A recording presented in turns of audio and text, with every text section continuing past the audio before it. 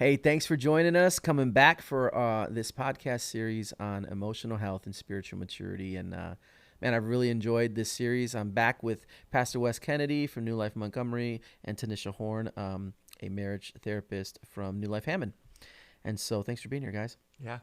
All right, you got Hammond right this time. I did. I got it right, you know. Amen. I don't know if we're going to blot that out in the previous episode, but thanks for bringing it up. Appreciate it. Keeping me honest. Man, we've really dealt through or walked through a bunch of different really heavy topics, right? Sadness, anxiety, depression, anger, Family history, family trauma, and just even the whole idea that emotions are not bad, right? They point to our need, right? Like you said before, our need. It's an opportunity to be known and loved by God, and so. Well, we're going to close out this series, which has been super helpful. I've heard a lot of great things so far about it already for those that have watched, previous episodes. But landing the plane, so to speak, in this episode on conflict, relational conflict, which is, and I don't know one family that doesn't deal with that. Yeah. Right. Mm-hmm. If you're not fighting with your spouse, then maybe you're doing something wrong. Right? That's good, Eric. So conflict is inevitable. Some people are good at it, some people aren't. Yes. And I think we all can learn something about that. No one is born good at it, but we can learn skills. There you go. That's a great way to put it. Great way to put it. Yeah. And so as we close out this series, let's talk about conflict. Wes, why don't you talk to us about when we say conflict, and especially in relational conflict, what are we talking about, and what kinds of things? Is it the disagreement of what color paint to paint on the wall, or is it? Yeah, it could be, right? Yeah, yeah. There are different sort of categories of conflict, or different depths, we could say, of conflict. But it's really anything that causes relational rupture and friction between two people. Sometimes it's a problem to be solved and we see it a different way, like we need to paint these walls. What color should we paint them? But sometimes it comes down to expectations that we have of a kid and a parent, or between spouses, or even between siblings. Yeah. Especially as you get older and have your own kids and get in family reunion, it's like, oh, you're doing what with your kid? All different sort of sources of conflict. But what it comes down to is the stuff that makes for potential relational rupture. Yeah. Yeah. I always, just thinking about my kids and conflict, I tell them that they're good for each other. The aggravation of them rubbing each other the wrong way is really good for you, because you learn to adapt and adjust and adapt and adjust. I kind of grew up as the only child, and so like adapting, adjusting is like, hold on, wait a minute, don't do it too fast, and don't do it when I don't want to do it. So having this conflict, and I like one of you guys said, like, it's inevitable. And if we look at it that way, just like the sadness and anxiety, like emotions are normal, conflict are normal, we're fine. It's a normal part of being a human being. It's okay that you disagree, but how you do that is what we're talking about, having the right coping skills. I tell married couples all the time, you just need the right tools in your toolbox.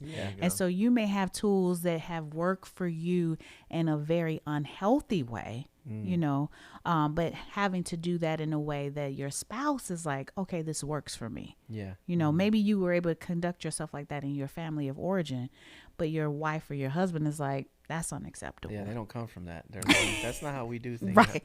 Actually, I just heard a pastor say that disagreement is inevitable. Division is the choice, though. Yes. So it's all about the tools that we use, which is why I wanted to highlight that conflict is what is the potential for relational rupture, but not necessarily what leads us there. Yeah. And the conflict is the potential to grow closer too. Exactly. Like, I think we got to look on the other side of that. It's like the aggravation that you're feeling, especially as Christians. It's like, well, why am I feeling so prideful about what color the walls need to be? Like the scripture says to esteem your brother than yourself. Why couldn't I just say, hey, you know what? This year you do the color. 2 years from now, I'm going to paint, like it's blue this year. And then a couple years, it's going to be green, like it's going to be light blue.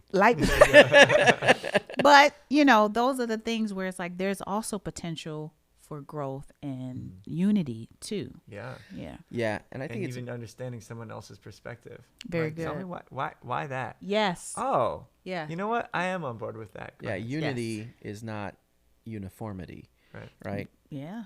That's not what unity is. And so learning how to live with someone who has a different opinion. Right. Here are some of the things that I know, just being married for 20 years, right? And I'm not throwing my wife under the bus. I love my wife. It's been great. We love you, Connie. We love you, Connie, yes. But how you raise the kids, discipline in the home, right? From when you come from two different ways of doing that. Or the way that you were brought up, right? Parenting styles, right? I mean, all those things are things that happen, especially in a family dynamic, which Right. this is your wheelhouse, right? Yeah. Marriage counseling. And so, but that's not the only place where conflict lives, right? The conflict with a brother, a sibling, Yeah. Yeah. a parent, a friend, Coworker, coworker, a neighbor. Yeah. And then people have different personalities. And so I may be the type of person I'm comfortable with saying, hey, this is how I'm feeling, and I'm able to confront. You may hate that. Yeah. Like, Yeah. I don't want to talk about how I'm feeling. Yeah. And so depending on who you're in the mix with, nobody's taking a personality test in families where it's like, oh, that's why my brother's like that. That's why my sister's like that. And this is why I'm like that. And mom and dad are like what number that. are you in the Enneagram? Oh, you're a 3. Right. Oh, you're a 7. Okay. Right. So if we all had that as our template, and then we say, let's have a family meeting, we all come to the table with some understanding, and it's just not our biases. Like, you know what, my brother Wes, he's always treated me that way. And it's like, well, he treated me that way because he thought I was a spoiled little girl because I was the baby, and he was the older brother. There's so many dynamics Yeah. that make it really interesting. Yeah. Yeah. That's so true. It's so true. What would you say, when it comes to the conflict, if we were to, in a previous episode, we talked about how anxiety, we can reduce that to fear. Well, when we reduce conflict, right? And Wes, I'm asking you to bring maybe some scripture into here. Like what would you say when we reduce conflict? What is kind of the source, or when we get down to the root? What would you say that is? That's a harder one. Most of the time, I mean, James says it comes down to the things that we desire. We just desire different things. Your passion. Sometimes there is conflict because there is a difference in worldview or convictions, and there are different skills for different kinds of conflict. But most of the time, and I think what we're talking about in the scope of this episode of this podcast is the conflict of desires. We desire different things. Yeah. Why do you quarrel, fight? Because you don't get what you want, Exactly. right? That's exactly what I was thinking. We're all toddlers, essentially. Yeah. Yes. Oh, that's so true. Yes. That's so true. And so how do we, when somebody thinks about conflict, whether it's in a relationship, like a marriage relationship, I even think about, people who haven't taken the step of marriage, right? They're in a dating relationship right now, or they're engaged, right? And man, how much I feel like maybe the first few years of marriage could have been so much different if I learned about conflict resolution, Yeah. right? If I had learned that even as a teenager, man, how much more set I would be for dealing with people, and not allowing my personality or other things to be misleading or to be misunderstood for lack of empathy or lack of care, right, about somebody else's point of view or the way that they feel. You ever had somebody? I had somebody tell me this all the time. I play guitar, and sometimes when I'm on stage, she's like, "You look angry." I'm like, I'm not angry. I'm actually really happy right now. Like, I get to play guitar, and like, but you look mad, and so sometimes I don't know if I can, if you're approachable, right? And you just got one of those faces, right? And I'm like, okay, I don't know how to take that, but but it's true. Sometimes in conflict, we don't know how to approach it, Right. because it seems daunting, it seems unwinnable, Yeah. it seems pointless, right? And so if we don't engage in conflict, that's also equally as destructive. Would you say? Yeah, especially if you're going to harbor bitterness. Yeah. If you're not able to let it go and you're still thinking about a conversation, or you've made a determination about somebody's character and said, oh, okay, well, I'm done with that individual because of XYZ. And we know that the correct way to deal with that to be to go to your brother and love and try to have a conversation as best as you can, Yeah. you know. And so it takes a little bit of, you know, just self-awareness. Like, I really don't like talking to people on that level, but I'm kind of offended about Yeah. something that that person said to me. Yeah. Well, I love how Scripture points out, like, as much as it depends on you, be at peace, That's a good point. right? And everybody brings some strength to the table. Even the conflict avoidant person brings the strength of wanting peace, Yeah. wanting Yeah. relational Yeah. harmony.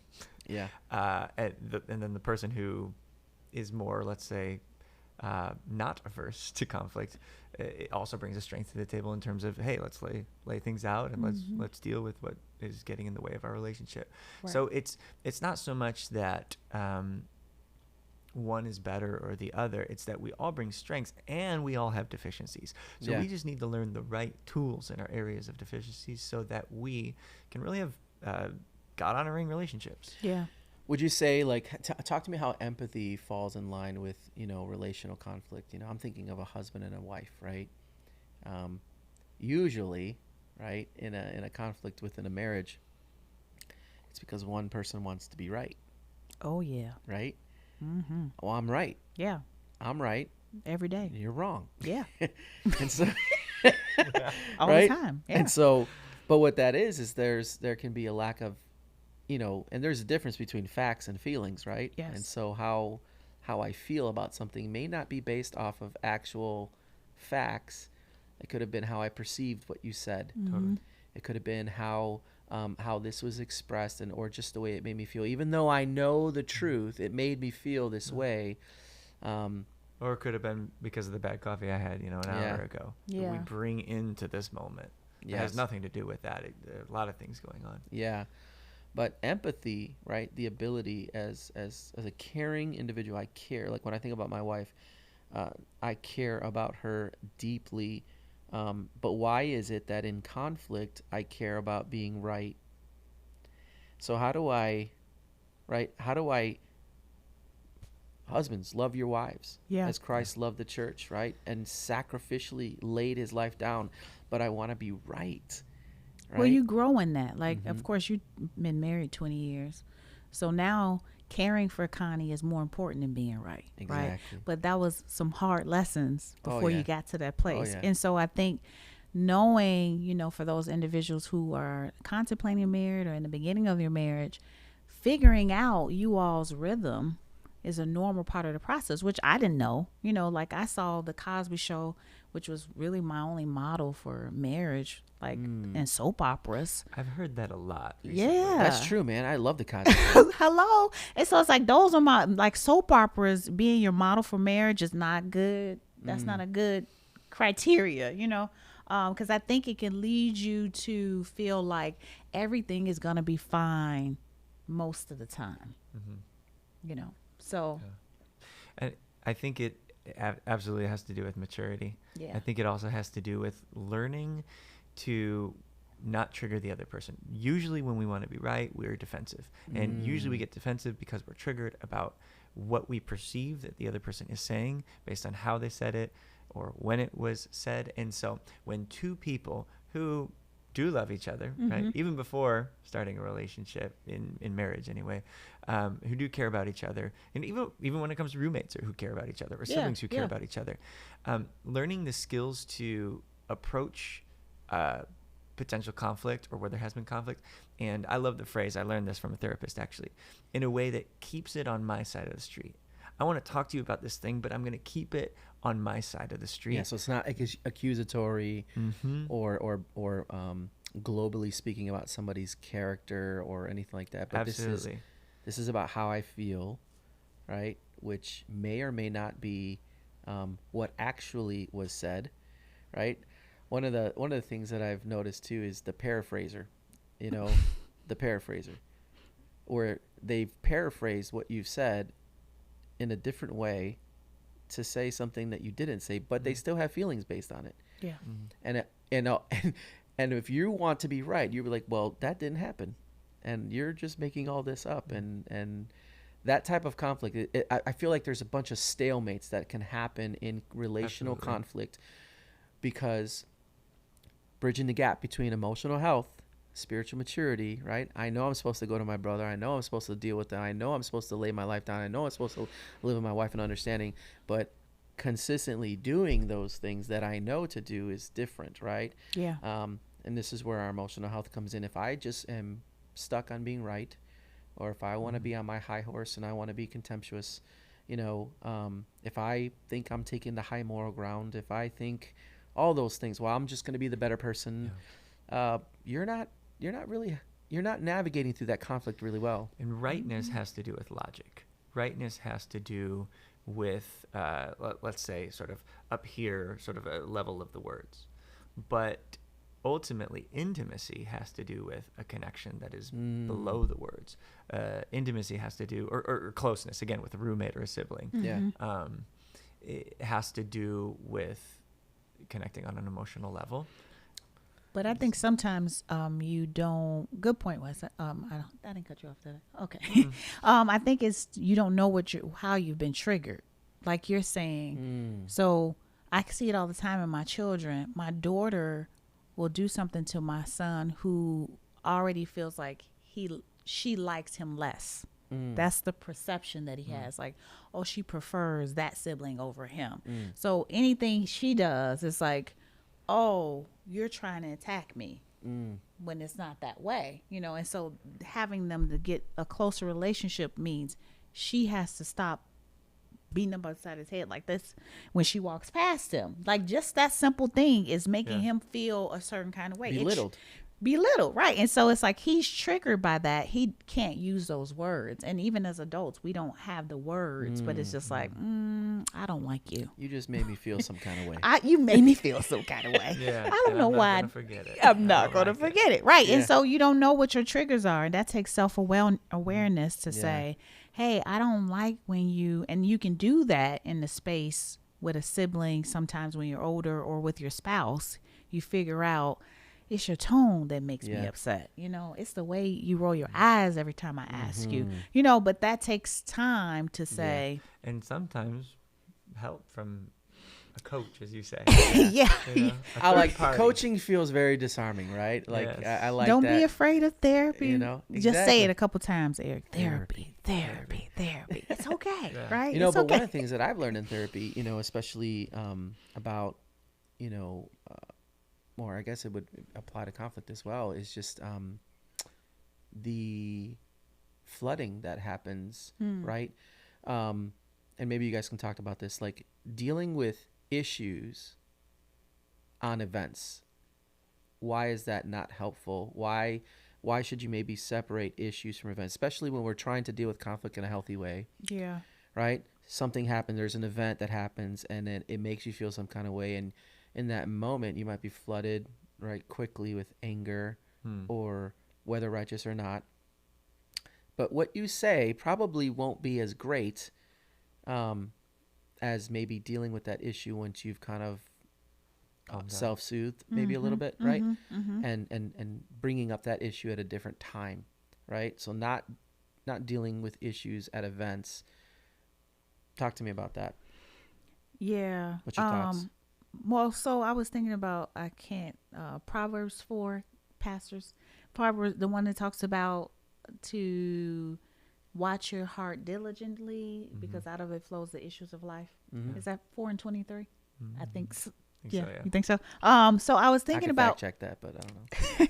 So I was thinking about that, like how you're talking about these events and flooding, and so like being mindful of that, like okay, this. If I'm supposed to guard my heart, because out of it comes my issues, right? And so in that moment when I'm being flooded with, oh, I feel like this person is making me feel X, Y, Z, being mindful of that and having some time to cool down so that you can talk about it in a reasonable way, because you feel offended in that moment.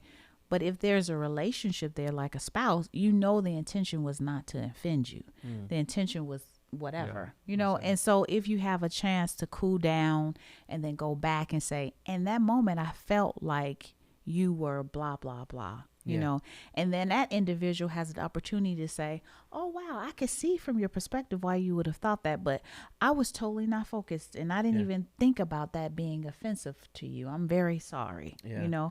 And so I think And that that's an helps. example too of like a structured conversation, right? Right. Which I think is so helpful in relational conflict, right? When you Yeah. don't know what to do, it's like you keep, a lot of times, and I'm sure you deal with this too a lot,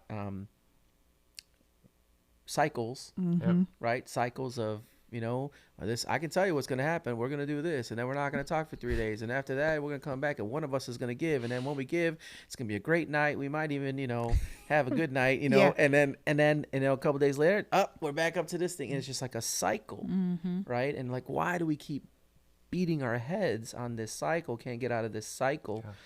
And part of it is because, and you guys are the experts here, but I'll leave it to you. But there are things that we can do when conflict arises to deal with it in a healthy way. Some of that is don't explode, right? In that event, don't unleash, right? Guard your heart, watch your tongue, right? Right. Because you want to be able to definitely communicate that, but it may not be the right time. So sometimes timing and just making sure you have the right thing. Sometimes you don't know, like you just made me feel some kind of way, and I don't know it. I don't like it. I don't know what it is. I can't name it. Some people can name it. Some people can't. I'm mad. Like, you made me mad. Well, why did I make you mad? What does that make? Like, anger, as we said, is a secondary, right? Yeah. So digging deeper into what that is. But if you're flooded yourself with what you think you're right about, you'll never be able to afford that to somebody, right? Yeah, and especially, I just had a revelation about myself about a year or so ago. Like, sometimes my interpretation of rejection is not rejection. But if I dig deeper than that, it's like not having my father in my life. Like, my perception of like things is off, and so, little things. It's like you have That's to good. talk to myself and say, Tanisha, no, it's not anybody rejecting you. It's your outlook, and sometimes catching the way you're looking at things can also give yourself a few minutes or maybe a day to see, am I looking at it through a skewed lens? Because we all have things in our lives that kind of like skew our perceptions, Yeah. right? And so taking a look back and say, is this conflict one that I am like trying to create because it's not even anything there? I'm just assuming some things, or I'm looking at this in the wrong way. And then if you find yourself like you're in conflict with this person and that person, and there's always conflict around you, then that's you need to take a step back and really seek out and say, I need help. Like, I find that I'm not able to be in relationship with anybody for a long period of time, or I'm constantly having conflict with this individual. It's like, well, why is that?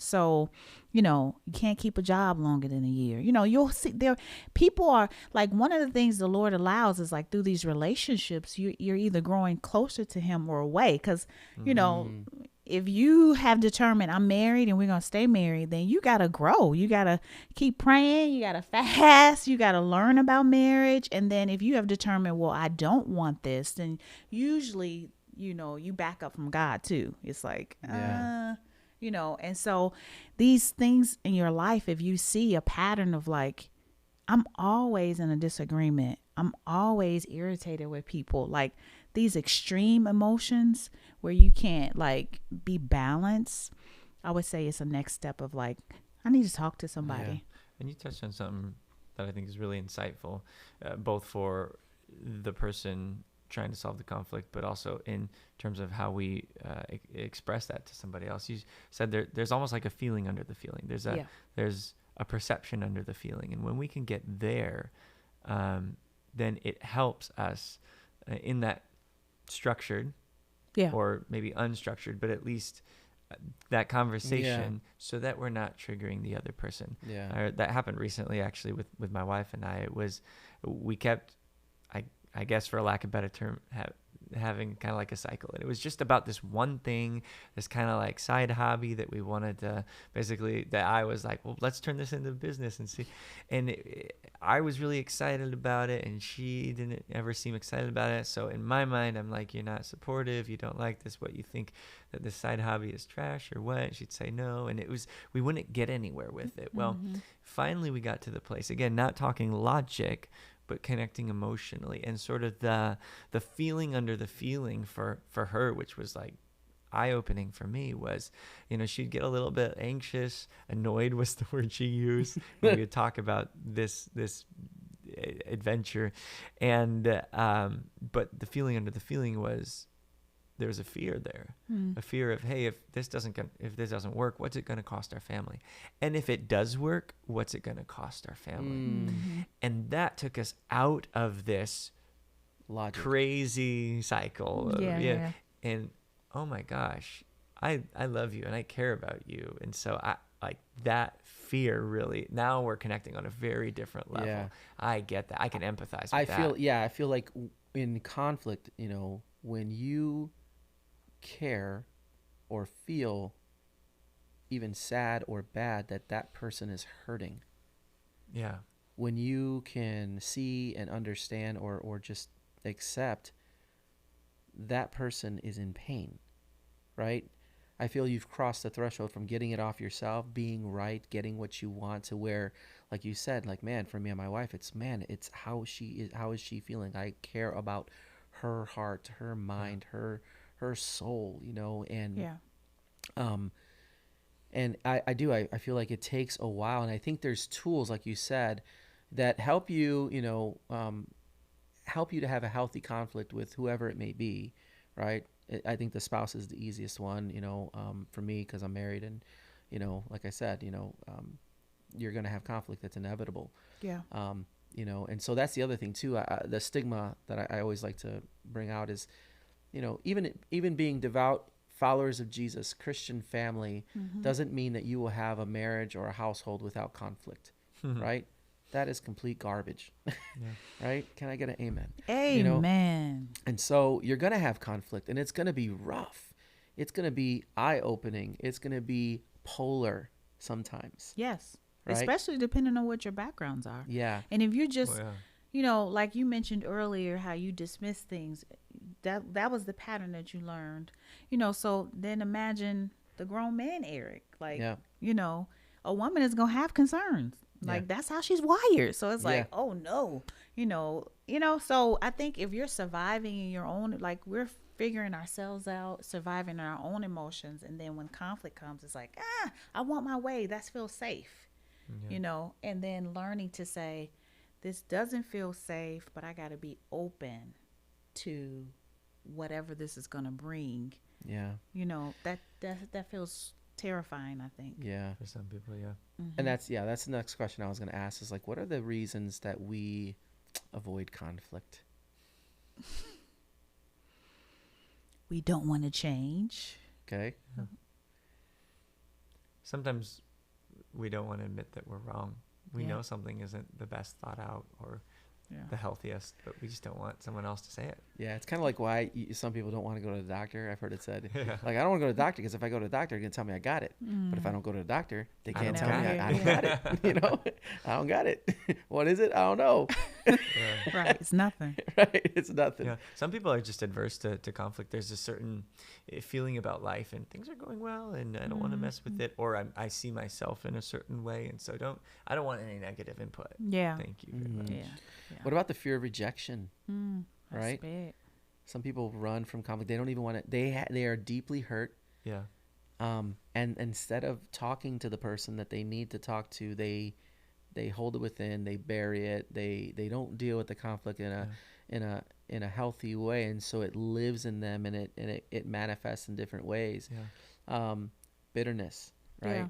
Where you start creating labels about that person's character.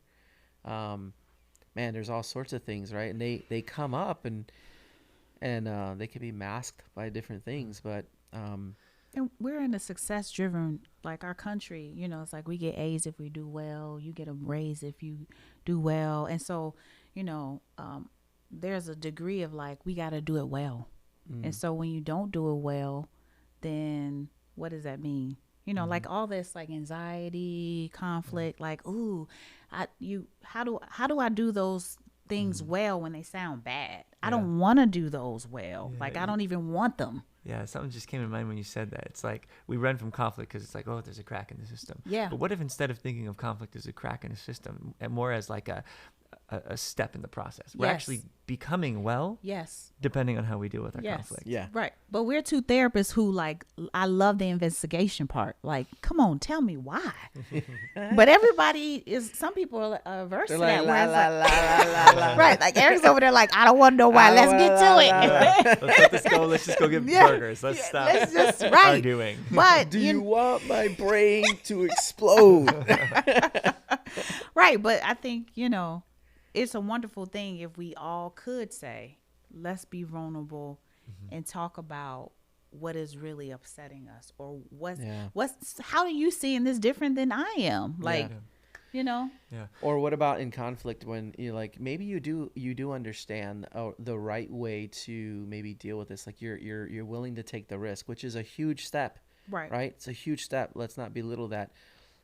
But the other person doesn't reciprocate the same, maturity for the conflict, right. or they dismiss it, or Yeah. they blow up, or they shift blame, or they Yeah. just don't acknowledge anything, right? That can be super deflating. Yeah. And it's important to delineate. There are healthy ways to navigate conflict, many healthy ways. Some of we've said of structured conversations, keeping on your side of the street, connecting on an emotional level, more than that. But there are also unhealthy ways where skills can be learned, where couples or roommates or friends or siblings or whatever can get better at it. But it is important. I do want to say this for those watching or listening. There's also abuse, and you want to be aware if you are afraid of speaking up about something because you're afraid of the physical danger it might put you in. That's a red flag.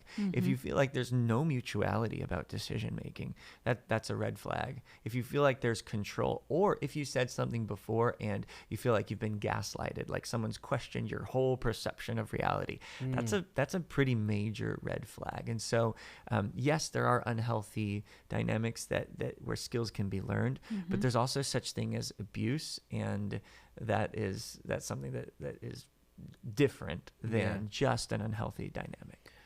And this is a different question, and I know we're running out of time here, but like when conflict can't be repaired, what's the next step? Love. No, start with love, you end with love. It totally depends on what the conflict is about. Yeah. And even like Wes is saying, with you're in a situation where it could be abusive, there is still hope, right?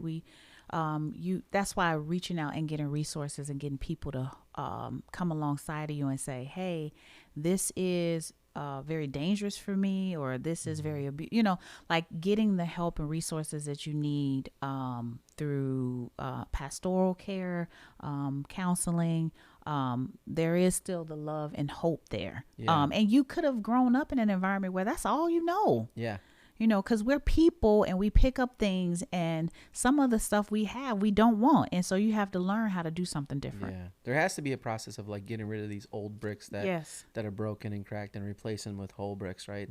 So that the foundation of the new relationships that we're in are strong, right? You can build upon them. Man, what a great talk. Man, we've talked about so many things. We've talked about emotions in general, the hurt from family, which this one definitely conflict, dealing with the hurt from relationships or people that we love, anxiety, sadness, depression, all of these things are in this podcast, and we've tried to open up each one of them in order to help you take your next step. You may be dealing with multiple things. You may be living with somebody who is dealing with multiple things. There might be deep-rooted issues in your family that nobody in your family has even touched. But maybe today, as you're listening to this, you're the person that wants to take that next step forward. not just for you, but for your family and those that come after you, for your friends, your family, and the relationships that are closest to you. And maybe there's someone that you know that needs to watch this podcast. We would love it. It would mean the world to us if you would subscribe to this and then share this podcast with somebody, this entire series, as we've dealt with all these different emotions and situations. Again, this doesn't replace a counseling session. This doesn't, it's not a one-stop fix, but it is an awareness. It is a light maybe at the end of the tunnel saying, go this way. This is where wellness and healing is on the other side of this very hard thing. So don't dismiss it. Pay attention. Listen to it. It may be one of the greatest things you do for your mental health, your own heart, Yes. and those in your life. So, man, thank you so much, Wes, Tanisha. Thank you guys so much for being here, Yeah, and thank you. appreciate it. And stay tuned. We'll be back with more.